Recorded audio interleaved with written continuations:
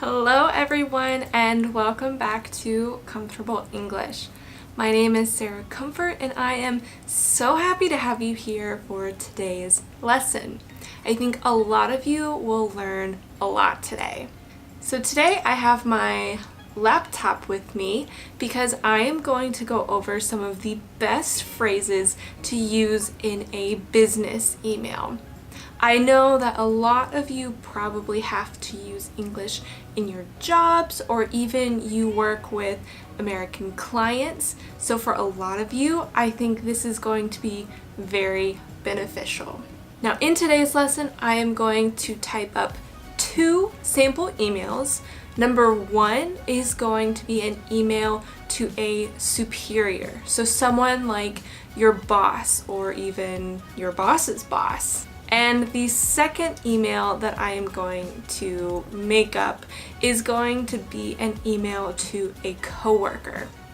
The reason I'm showing you both is because you are going to use very formal language when talking to your boss and very informal language when talking with a coworker. Now, both emails will be very professional and very appropriate for the office, but the one to your boss is going to be a lot more formal than the one you'll send to your coworker. So I'm going to show you both of those. I will have both of these sample emails on my blog with today's lesson. So after you watch this video, if you want to go back and look at those emails again, be sure to head on over to my blog. All right, well, let's send some emails. Okay, so the first email that we are going to send is going to be to a boss. So we are going to be very formal in this email. So let's write it. So we'll just address this to boss. Now, in your subject line, you may just want to state exactly what you're trying to say to your boss. So if it's an update, be very clear. For the sake of this email, we're going to say that a project has been completed.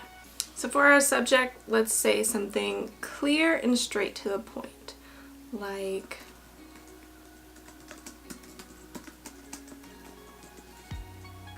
contract status completed. My boss will know exactly what I'm trying to say.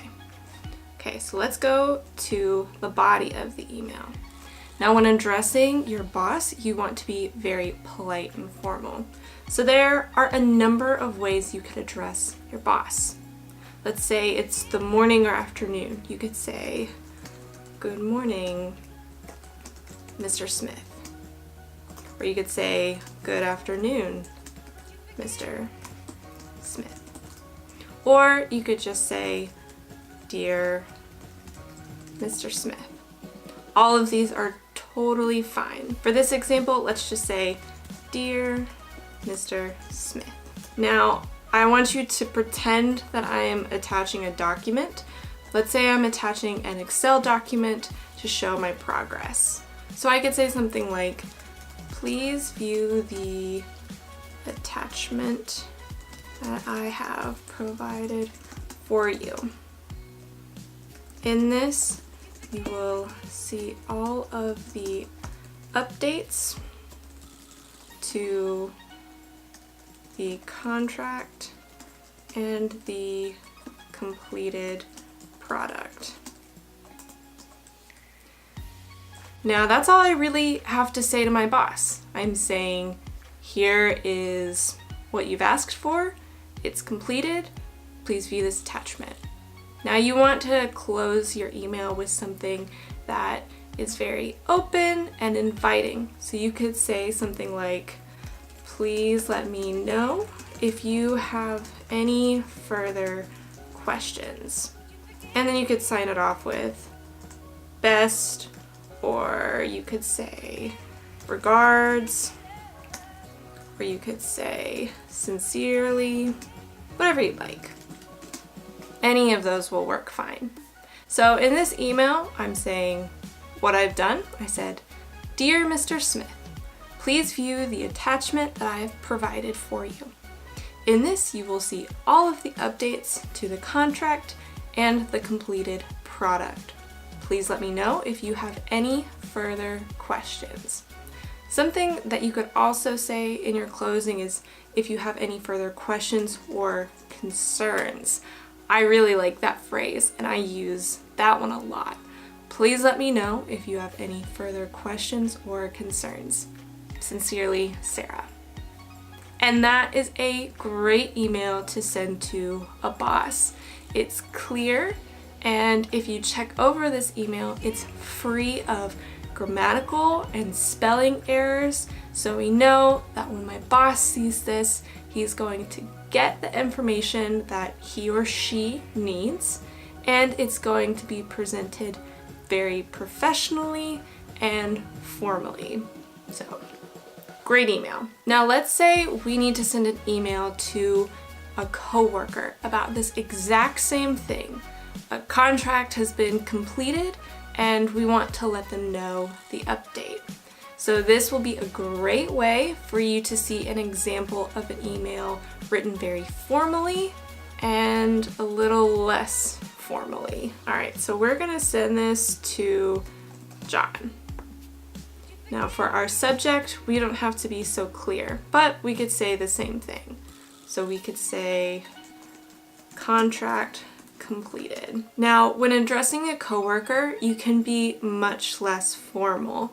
So you don't have to say, "Good afternoon, Mr. Smith," or "Dear Mr. Smith." You could just say, "Hi, John."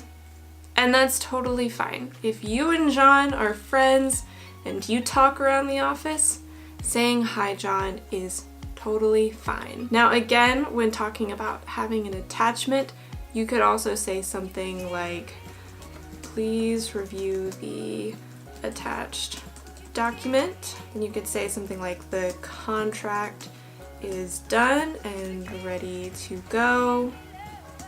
Please take one more look at it." Now when closing off, you could still say, "Please let me know if you have any further questions or concerns." That would be totally fine to say to John. Or you could just say, "Let me know if you have any questions." And we'll put an exclamation point to be friendly. And then you could say "Sincerely," or you could say "Best," or "Regards," and then sign your name. So how is this email to John different from the one sent to Mr. Smith? So for one, our greeting is much less formal. Instead of saying "Dear Mr. Smith" or "Dear John," we're just saying "Hi, John." We still have complete sentences that are free of grammatical and spelling errors, but the language and tone is a little less formal. Please review the attached document. The contract is done and ready to go. Please take one more look at it. So the sentences aren't totally complete, but it is like banter that you would have with a coworker. And then to sign off your email, you said, "Let me know if you have any questions. Sincerely, Best," or "Regards, Sarah." So this email is great to send to a coworker because it still gets the information that you need to relay across to your coworker, but it is a little more friendly and familiar. Like I said earlier, I will have both of these emails on my blog and a few more examples of sending an email to your boss versus to your coworker, so you can see the formal, informal difference. And that is all that I have for you today. Thank you so much for watching. If you learned something today, please be sure to give this video a big thumbs up, and I will see you soon. Bye!